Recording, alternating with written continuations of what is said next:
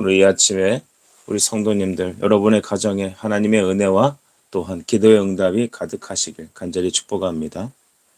마태복음 23장 29절로부터 39절까지 말씀 중심으로 심판을 쌓는 자들, 이런 제목과 함께 하나님 말씀을 함께 상고하겠습니다. 계속된 예수님의 이 설교는 바리새인 또 서기관들을 향하여 그들의 화 있을진저라며 그들의 화를 선언하셨습니다. 율법은, 하나님의 말씀은 죄는 정죄하며 또한 그 유일한 피할 또한 도피성이신 그리스도께로 우리를 초청하는 것을 우리는 꼭 기억합시다. 서기관과 바리새인들은 무엇이라고 주님께서 그들을 화 있다고 말씀하십니까?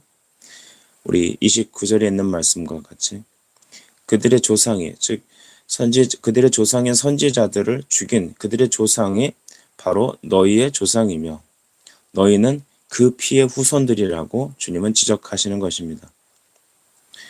그들은 조상들이 죽인 선지자들의 이 무덤을 꾸미고 있는 외식을 범하고 있습니다. 그 아버지의 그 아들이란 말도 있듯이 그 조상의 바로 그 사람들인 것이죠. 다를 것이 전혀 없습니다. 그런데 오히려 그들은 아니다, 우리가 만약에 우리 조상 때 있었더라면 우리는 그 선지자들을, 후대에 존경하고 따르는 그 선지자들을 우리는 죽이지 않았을 것이다 라고 장담합니다. 과연 그럴까요? 여러분, 그들은 이 외식함으로, 즉 자신들도 똑같은, 아니 더 악한 자들임에도 불구하고 그들은 그 조상들의 비석을 세우고 무덤을 더 단장하며 세우면서 그 외식을 행하고 있는 것이죠. 예수님은 그들의 외식을 향하여 무엇이라고 말씀하고 계십니까? 주님은 뱀이라고 말합니다. 33절에 보니까 뱀들아 라고 말하죠. 독사의 새끼들아. 이와 같이 강하게 저주하는 것을 참 보기 힘듭니다.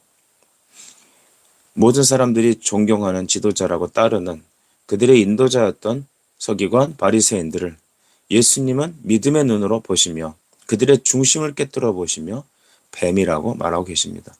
이 뱀이라고 성경에서 말하는 것은 우리가 다 알듯이 사탄이라는 의미죠. 사단을 따르는 사탄의 영향력 안에 있는 자들이다. 그들이 뱀의 후손이라는 것입니다.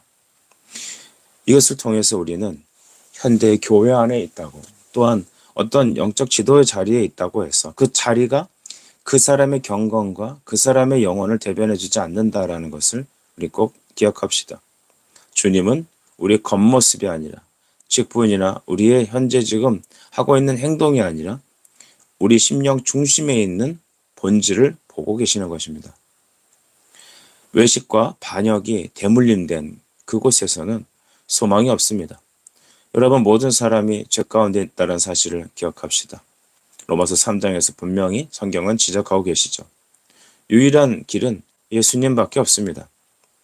우리가 사람은 참 좋다, 어떤 이는 참 완전하다, 저 사람은 진짜 믿음의 사람이 따를 만하다라고 말하는 그 자체가 너무나도 어리석고 허망한 것입니다.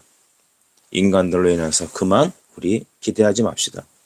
다만 주 예수께서 보내신 자들을 여러분 우리와 함께 나아갑시다.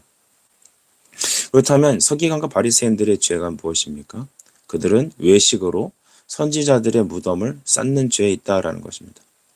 그들이 선지자들을 사랑해서 하나님께서 보내신 그 말씀을 따라서 그들을 존중하는 것이 아니죠.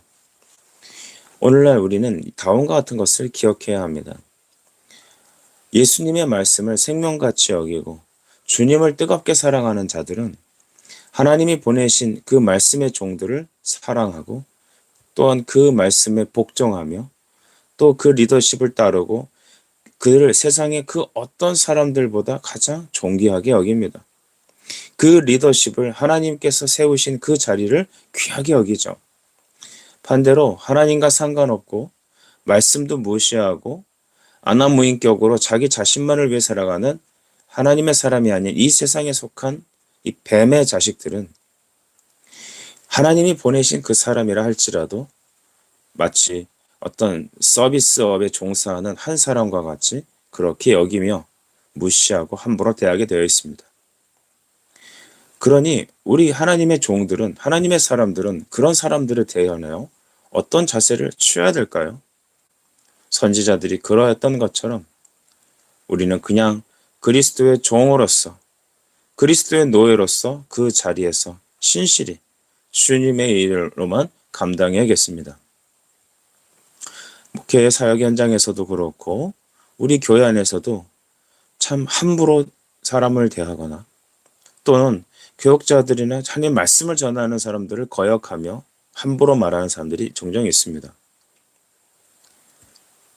우리는 그들을 향하여 분노하며 자기 스스로의 권위를 찾으려고 노력할 필요는 없습니다.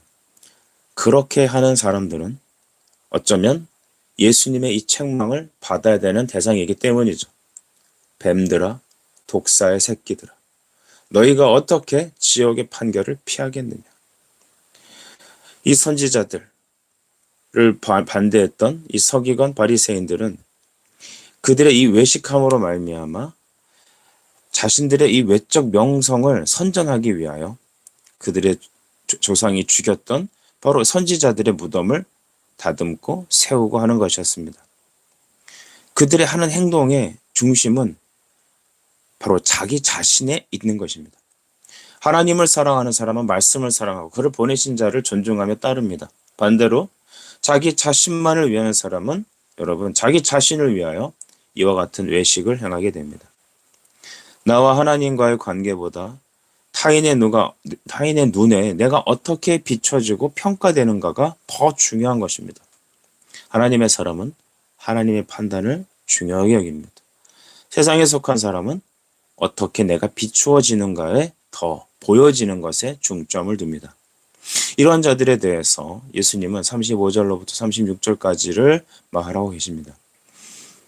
의인 아벨의 피로부터 또한 바갈의 아들 사갈의 피까지 땅에 흘린 의로운 피가 다 너희에게로 돌아갈 것이다 라고 하시며 과연 이 세대에 다 이것이 돌아갈 것이다 라고 말씀하십니다. 이 순교자들의 의로운 피값이 다 이 세대에 돌아갈 것이다 라고 주님은 무서운 심판을 하십니다. 과연 이것은 무슨 말씀일까요? 예수님께서 부활 승천하신 이후에 70년에 예루살렘 성전은 철저하게 로마에 의해서 파괴되었습니다. 당시 성전에는 기둥과 기둥 사이에 이 금으로 된 금이 이렇게 들어가 있었기 때문에 금을 깔고 돌을 얹었기 때문에 그 금을 다 캐려고 모든 성전에 돌 하나도 바로 세워놓지 못하고 다 파괴되었습니다. 철저한 예언의 성취죠. 또 하나는 이것이 구속사적으로 완전히 성취되는 그날을 여러분 말합니다. 구약에서 여호와의 날이라는 개념이 있습니다. 이스라엘을 망하게 하고 괴롭히는 그 악한 자들은 마지막 때에 하나님의 심판으로 모두 다 멸하게 될 것이지만 하나님의 백성인 교회인 예루살렘은 온전히 구원을 받는다라는 내용입니다. 이것이 주님이 다시 오시는 재림의 때에 이 땅에서 사단과 또한 그를 따르는 모든 악한 것들은 또한 불신자들은 지옥 형벌을 받게 될 것입니다. 반대로 예수님의 신부인 하나님의 교회는 그리스도와 하나 되어 영원한 나라에서 그의 얼굴과 얼굴을 마주 대하며 요한계시록 21장 4절의 말씀을 의거하면 그들의 눈에서 눈물을 닦아주시며 아픔도 죽음도 헤어짐도 없는 그 나라 영원히 주님과 함께 왕노릇하게 될 것입니다. 그래서 여러분 요한계시록 6장 10절의 말씀 보니까 바로 이와 같이 아까 언급되었던 아벨의 피로부터라고 하는 수많은 순교자들이 우리 주 예수님께 다음과 같이 말씀하고 있습니다. 대주제여 땅에 거하는 자들을 심판하여 우리 피를 갚아주지 아니하시기를 어느 때까지 하시려 하나이까 라고 했습니다. 우리의 피를 신원하여 주십시오 라고 하는 거죠. 주님은 그때 11절에 다음과 같이 말씀합니다. 아직 잠시 동안 쉬되라고 했습니다. 아직까지는 아니다. 지금은 은혜의 때라는 것이죠. 지금은 회개의 때라는 것입니다. 그러나 그 수가 차기까지 하리라. 하나님께서 계획하고 계시는 바로 의의 순교자의 피가 차기까지 하나님은 이 땅을 허용하시겠다라는 것입니다. 여러분 영원한 허용이 아닙니다. 교회는 무너져가는 것 같고 하나님의 사람들은 계속해서 순교하는 것 같습니다. 지난 20세기 동안에 있었던 그 심판이 순교가 과거의 기독교 2000년 전의 역사보다 더 많은 순교 피를 흘렸다는 통계도 있습니다. 여러분 무엇을 말합니까? 주님께서 그 수가 차기까지 하리라고 하는 그 말씀과 같이 여러분 이 땅에선 예수의 사람들이 복음으로 인하여 고난받고 또한 순교하고 있습니다. 이것을 실시하고 축복이다 축복이다라고 바꾼다는 것은 정말로 성경과 정반대로 가는 겁니다. 예수님은 이러한 그들의 악함을 놓고 마지막 애통과 탄식을 선언하시고 쏟아놓고 계시죠. 37절 말씀입니다.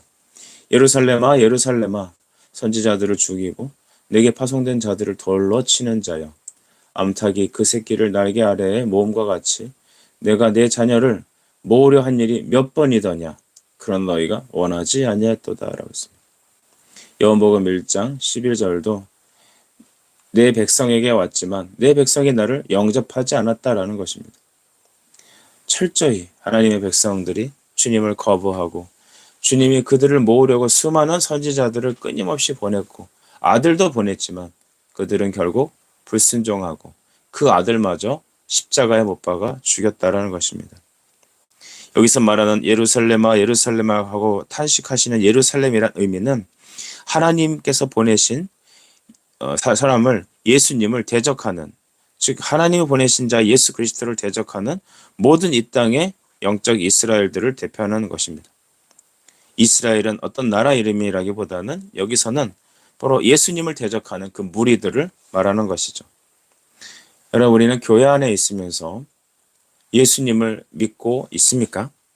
정말 예수님을 사랑하고 그를 쫓고 계십니까? 아니면 예수님이 그냥 종교적인 관념 속의 인물이고 나를 도와주는 어떤 사람으로 여겨지고 계십니까? 예수님을 믿지 않는 것 그 자체가 의지하지 않는 것 자체가 바로 십자가의 원수라는 사실을 또 우리나라에 합니다. 말씀을 대적하는 사람들, 그리스도께서 보내신 주님의 선지자들, 참된 종들을 거역하고 반대하는 것들은 이후에 39절에 나를 보지 못할 것이다 라고 하는 그 말씀을 형용하게 될 것입니다. 여러분 예수님을 대적하고 그의 말씀을 거역하는데 어떻게 천국에 가겠습니까? 믿음은 들음에서 난다고 했는데 그 들음 자체를 막아버린다면 내 마음에서 거역한다면 어떻게 우리는 그리스도를 만날까요? 이들은 주님이 보내신 사람들을 집요하게 박해하고 하나님의 아들마저도 십자가에 못 박아 죽이는 불순종에 이르게 됩니다. 유대인들이 예수님을 십자가에 못 박았다고 지옥 가는 게 아닙니다. 간혹 어떤 분들은 십자가 예수님을 죽이게 했기 때문에 그 행위 때문에 지옥 갔다고 말하는 사람이 있는데 그건 복음을 모르는 것이죠. 무슨 잘못을 저질러서 지옥 가는 게 아니라 예수님을 믿지 않아서 지옥 가는 겁니다. 여러분 결국 이 마지막 분량들은 다 채워질 것이고 그 후에 하나님의 판결이 기다리게 있다는 것입니다. 우린 여기서 우리 가정과 자녀와 우리 자신이 하나님의 심판을 쌓고 있는 삶을 살고 있는지를 점검해 봐야 될 겁니다. 하나님을 향하여 나아가며 그의 천국의 상급을 기대하며 또한 이 땅에서도 주님과 함께 동행하면서 위로와 평안을 누리고 계십니까? 여러분이야말로 진정한 행복자입니다. 심판을 쌓는 자인가? 상급을 쌓고 있는 자인가? 하나님은 이 시간에도 여러분을 사랑하고 품고 계십니다. 기도하겠습니다. 주님 은혜를 감사합니다. 심판을 쌓는 자들에 대하여 그 외식에 주님은 뱀의 자식이라고 선언하셨습니다.